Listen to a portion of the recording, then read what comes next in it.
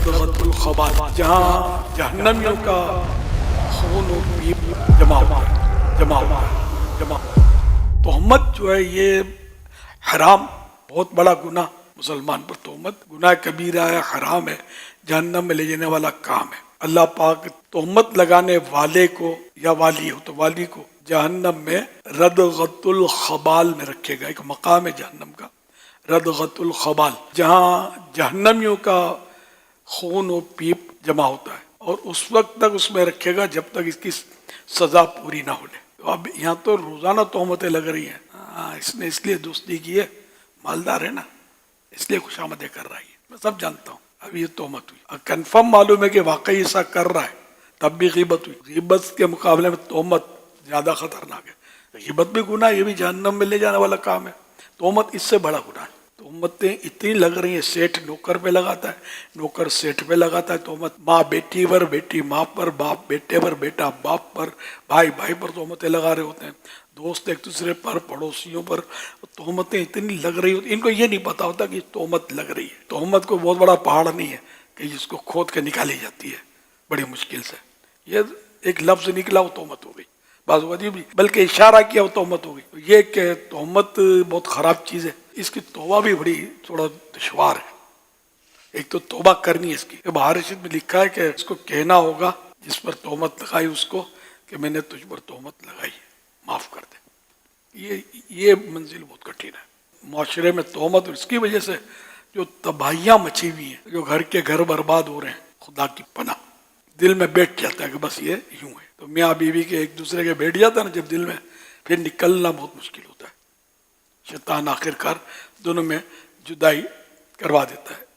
ایک کیس مجھے یاد ہے، میں نے سمجھایا اس کو، اب وہ مانتا بھی تھا کہ ہاں مجھے بس میرے نکلتا نہیں ہے کہ یہ کسی کے ساتھ سیٹ ہے۔ میں نے سمجھا، گھر جا کے سمجھایا اس کو، پرانی بات ہے، نہیں مانا، 1 2 3 کر دیا آخر اس نے، ثبوت اس کے پاس کوئی نہیں تھا، نہ قرینہ تھا، کچھ بھی نہیں، تو بیچاری کو برباد کر دیا اس نے۔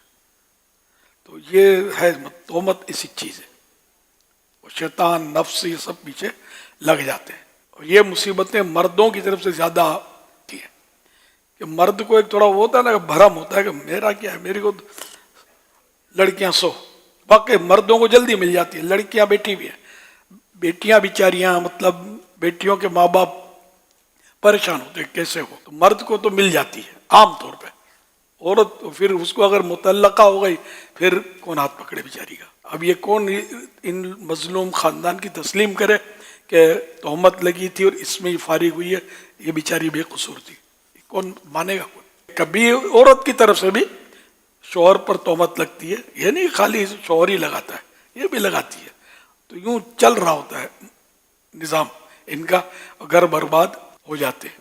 اللہ پاک رحمت کی نظر فرمائے اور ہم سب کو گناہوں سے بچائے۔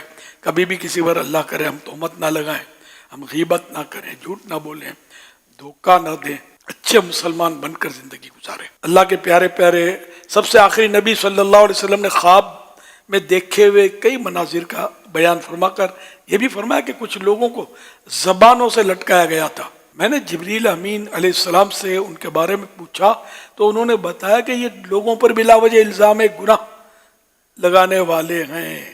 اللہ کے پیارے پیارے سب سے آخری نبی صلی اللہ علیہ وسلم نے ارشاد فرمایا جو کسی مسلمان کو ذلیل کرنے کی غرض سے اس پر الزام عائد کرے تو اللہ پاک اسے جہنم کے پل پر اس وقت تک روکے گا جب تک وہ اپنی کہی ہوئی بات کے گناہ سے نہ نکل جائے، یعنی یا تو اس شخص کو راضی کر کے یا اپنے گناہ کی مقدار عذاب پا کر۔